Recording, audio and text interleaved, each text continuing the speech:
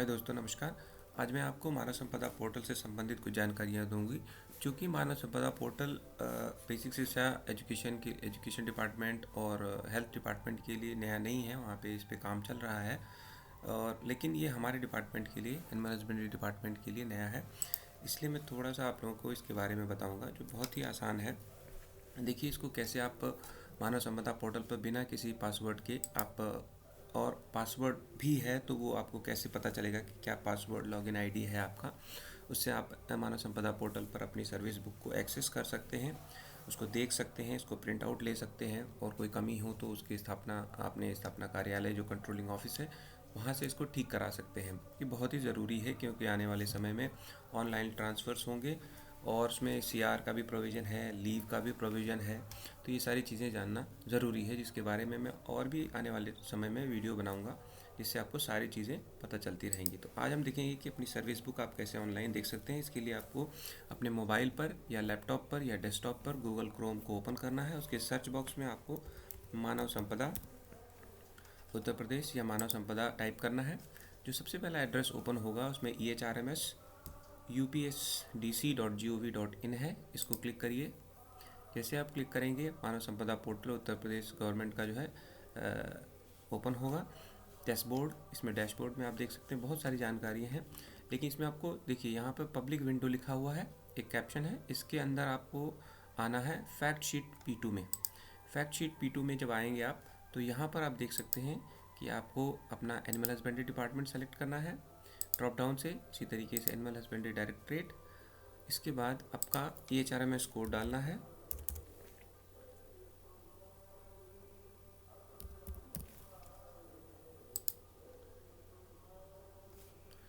इसमें जो है आपका EHRMS कोड जो भी है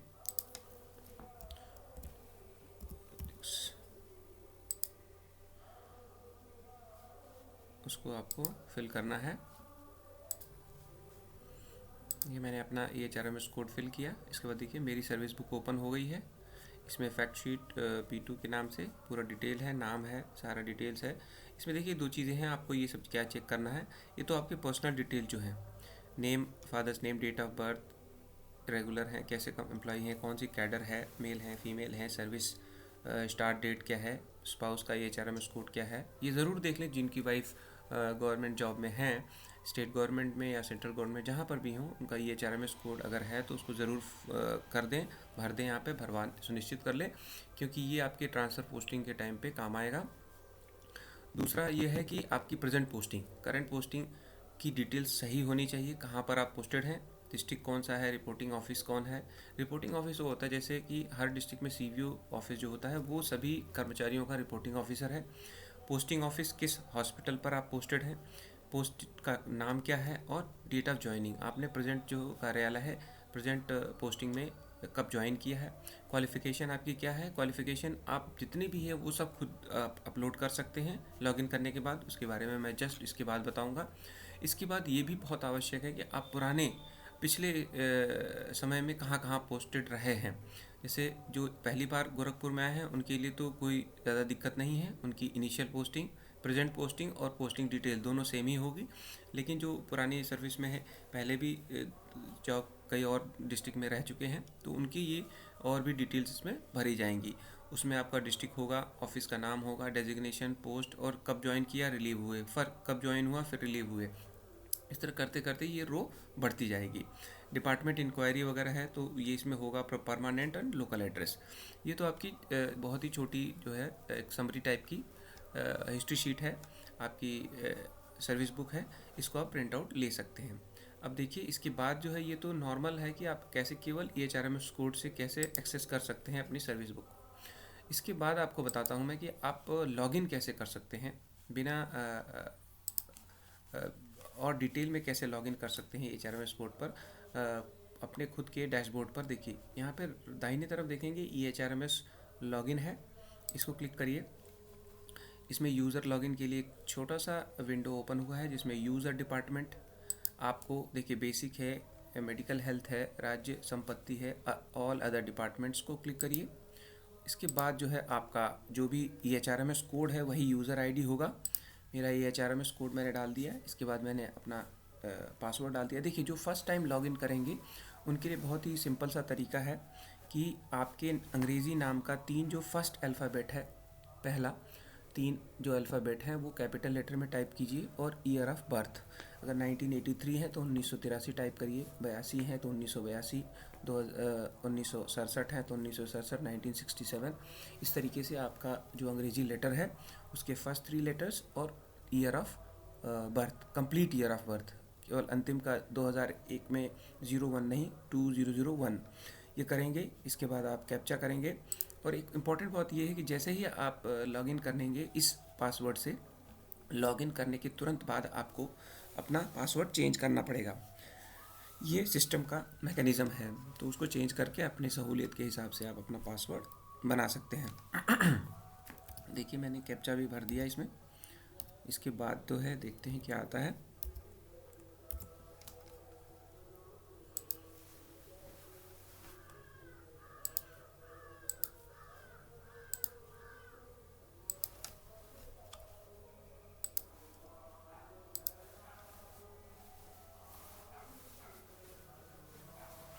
देखिए मैं लॉगिन कर गया।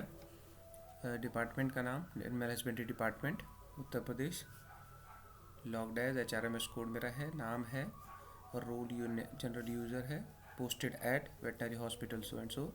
देखिए मेरी सारी डिटेल्स हैं इसमें, ठीक है। इसके बाद इस्टेब्लिशमेंट मेरा CV ऑफिस गोरखपुर है। इसमें देखिए बहुत सारी चीज़ें हैं, आप देख सकते हैं यहाँ पे होम है, इसके बाद जनरल यूज़र, यहाँ अपडेट पासवर्ड मैं कर चुका हूँ पहले इसलिए ऑप्शन नहीं आया, लेकिन अदरवाइज़ जो लोग करेंगे वो यहाँ पे पहले सबसे पहले ऑप्शन पासवर्ड सेटअप का ही आएगा, तो न्यू पासवर्ड आपको क्रिएट करना पड़ेगा। अपडेट कॉन्टैक्ट डिटेल्स, इसमें अपडेट पासवर्ड को अगर आप बदलना चाहते हैं तो आपके पास ऑप्शन आएगा। देखिए करंट पासवर्ड भरिए, new password, confirm new password, captcha भरिए, इसके बाद सेव कर दीजिए तो नया पासवर्ड चेंज हो जाएगा। उसके अलावा इसमें अपडेट कॉन्टैक्ट डिटेल्स, अगर आपके कॉन्टैक्ट डिटेल्स में आप चेंज करना चाहते हैं तो इसमें आप चेंज कर सकते हैं। इसमें अब देख लीजिए, फ़ोन नंबर ऐड करना चाहते हैं कुछ और तो वो ऐड कर सकते हैं, ठीक है। कुछ चीज़ें हैं जो कि आप चेंज नहीं कर सकते, एम्प्लॉय का नाम और डेट ऑफ बर्थ। इसके अलावा और क्या है, अपडेट रिपोर्टिंग ऑफिसर, ये आपको अभी ज़रूरी नहीं है, बाद में जैसे आप जब चेंज होंगे कहीं और आपका ट्रांसफ़र होगा उस समय आपको वहाँ अफसर बदलना पड़ेगा। इमूवेबल प्रॉपर्टी रिटर्न, अभी इसके बारे में कोई चर्चा नहीं चल रही है इसलिए इस पर कोई ज़्यादा वो करने की ज़रूरत नहीं है। जो हम रिटर्न, इमूवेबल रिटर्न या एसेट फाइल करते हैं एज अ गवर्नमेंट सर्वेंट, उसके लिए प्रोविज़न है। इसके अलावा आप देखिए व्यू अपलोड डॉक्यूमेंट्स, ये इंपॉर्टेंट चीज़ है जो आपको जानना है। इसको क्लिक करिए, व्यू अपलोड डॉक्यूमेंट। इसमें आप देख सकते हैं कि एजुकेशनल क्वालिफिकेशन और अदर डॉक्यूमेंट्स, अगर आप कोई अपना एजुकेशनल जो डॉक्यूमेंट है उसको अपलोड करना चाहें तो यहाँ से आप कर सकते हैं। डॉक्यूमेंट टाइप मार्कशीट, सर्टिफिकेट है, क्वालिफिकेशन जो भी आप BBSc एंड AH भी है इसके अंदर, BBSc एंड AH, और उसके अलावा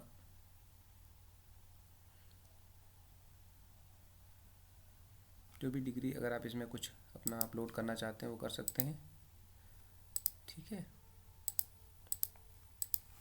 इशू डेट क्या है, रोल नंबर, एनरोलमेंट क्या था, इशूइंग अथॉरिटी क्या थी, यूनिवर्सिटी बोर्ड, सर्टिफिकेट डिटेल्स और डॉक्यूमेंट चूज़ करिए। आप PDF फाइल यहाँ से चूज़ करके आप इमेज जो है अपने सिस्टम में JPG फॉर्म में होना चाहिए वो इसमें ले लेगा, ठीक है। चूज़ करने के बाद लास्ट में आप देखेंगे कि आप इसको अपडेट करना है आपको।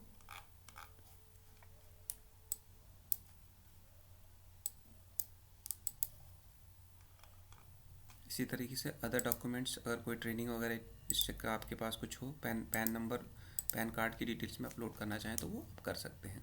ये तो इसमें ये हो गया। लीव मॉड्यूल है, अभी स्टार्ट नहीं हुआ है हमारे डिपार्टमेंट में, अगर होता है जब जैसे ही होगा उसके बारे में मैं अलग से वीडियो बनाऊंगा। ट्रांसफ़र मॉड्यूल में क्या है कि जैसे अभी ट्रांसफ़र स्टार्ट होने वाले हैं तो उसमें आपको अगर ट्रांसफ़र रिक्वेस्ट आप करना चाहें तो इस यहाँ पर लॉगिन करने के बाद आप ट्रांसफ़र रिक्वेस्ट कर सकते हैं। ये देखिए सारी डिटेल्स हैं, type of request, transfer, court case है कि नहीं, no, reason for transfer, terminally physically, divorcee, video, it's others जो भी है इसमें से सेलेक्ट करके आप ऑफिस लेवल, प्रिफर्ड ऑफिसेस कहाँ जाना चाहते हैं, ऑफिस लेवल, डिस्ट्रिक्ट किस डिस्ट्रिक्ट में जाना चाहते हैं। और उससे पहले जो है जो भी आप, जैसे मैं सबसे पहले ये कहा बताया था जनरल यूज़र में अपडेट रिपोर्टिंग ऑफिसर, यहाँ पर आप अपने रिपोर्टिंग ऑफिसर को सेलेक्ट कर सकते हैं। देखिए जैसे मैंने अपने सीयू को सेलेक्ट कर रखा है, ये मेरे रिपोर्टिंग ऑफिसर हैं, ठीक है। तो इसी तरीके से मैं फिर से आता हूँ ट्रांसफ़र मॉड्यूल में। आप देखिए ट्रांसफ़र एग्जाम्पशन रिक्वेस्ट, या आप ट्रांसफ़र नहीं चाहते हैं, व्यू एम्प्लॉय ट्रांसफ़र रिक्वेस्ट, जो भी होगा उसके बारे में डिटेल देख सकते हैं। इसके बारे में ज़्यादा अभी नहीं करेंगे क्योंकि ज़्यादा सूचना जैसे आती है फिर हम आपको एक अलग से वीडियो बनाएंगे। ACR अपार, इसके बारे में भी फ्यूचर में काम होने वाला है, ठीक है। तो इसके बारे में आपको बाद में ही बताना उचित रहेगा। इसके बाद पेरोल, आपकी सैलरी स्लिप भी यहाँ से जनरेट होगी अगर ये सिस्टम पूरी तरीके से काम करता है। ट्रेनिंग मॉड्यूल, अगर ट्रेनिंग में कहीं डिटेलमेंट होता है तो इससे आपको इन्फॉर्मेशन मिलेगी, ठीक है। इसके बाद सर्विस बुक, जो मेन है आपको जानना, ये है service book. View service book में आप जाइए, यहाँ पर आपका ये HRMS कोड पड़ा हुआ है, व्यू सर्विस बुक में क्लिक करिए।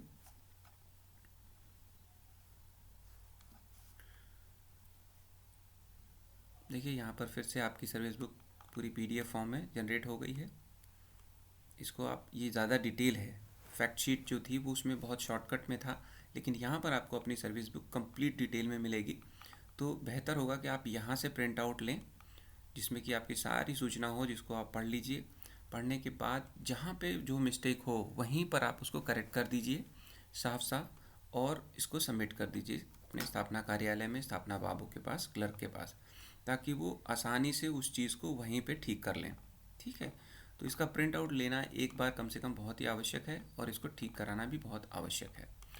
तो जो कि आगे चल के हमारे लिए बहुत ही इंपॉर्टेंट होगा। यहाँ से देखिए डाउनलोड कर लीजिए या डायरेक्ट आप प्रिंट आउट दे सकते हैं, दोनों ऑप्शन है। डाउनलोड करके बाद में प्रिंट आउट दे दीजिए, या आप सीधे प्रिंट आउट भी दे सकते हैं।